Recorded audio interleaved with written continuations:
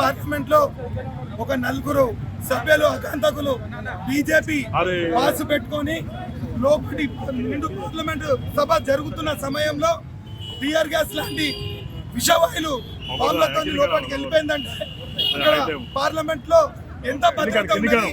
అక్కడ ప్రతిపక్ష పార్టీలకు కానివ్వండి, మన అధికార పార్టీ వాళ్ళకి కానివ్వండి, ఒక పార్లమెంట్ లో వేరే దేశాలు సిగ్గుచేటుగా మన దేశాన్ని చూపుతున్నాయి.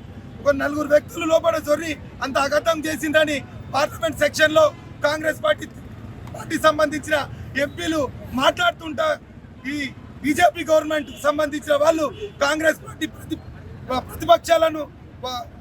ప్రతిపక్షాలందరినీ సస్పెండ్ చేయడం జరిగింది.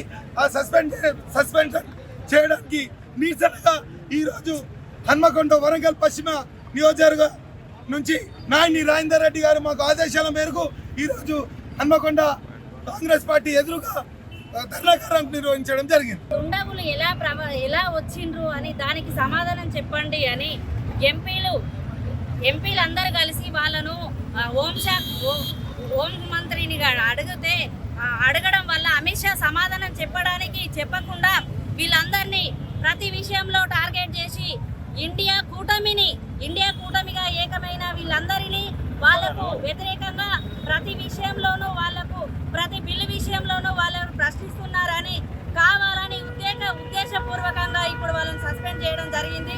చాలా ఇప్పుడు గత పార్లమెంటు సమావేశాల విషయానికి ఇప్పటికి చూసుకుంటే ఇలాంటి అసాధారణమైన రోజులు ఎప్పుడు మాత్రం కాలేదు.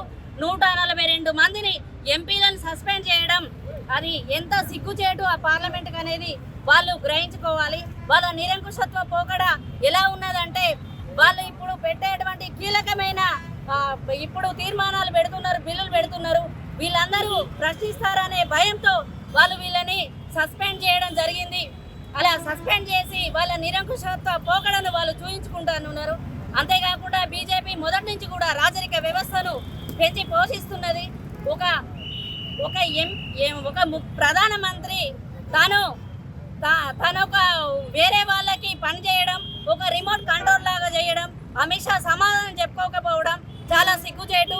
భద్రత లేదు, భద్రతా విషయం మాట్లాడండి అంటే మళ్ళీ అంతేకాకుండా బిల్లుల విషయానికి వస్తే బిల్లుల విషయం ప్రవేశపెట్టడంలో వీళ్ళ సలహా సూచనలను తీసుకోకుండా ప్రతి విషయంలో అణచివేతను గురి చేసి వాళ్ళను సస్పెండ్ చేస్తున్నారు. దీనికి నిరసనగా మేము మా నాయని రాజేందర్ రెడ్డి గారి ఆదేశాల మేరకు ఇక్కడ మేము ఇప్పుడు ధర్నా చేయడం జరిగింది. మరిన్ని వీడియోస్ కోసం ఛానల్ ని సబ్స్క్రైబ్ చేయండి. లేటెస్ట్ అప్డేట్స్ కోసం వాట్సాప్ ఛానల్ ని ఫాలో చేయండి. అండ్ లింక్ డిస్క్రిప్షన్ లో ఉంది.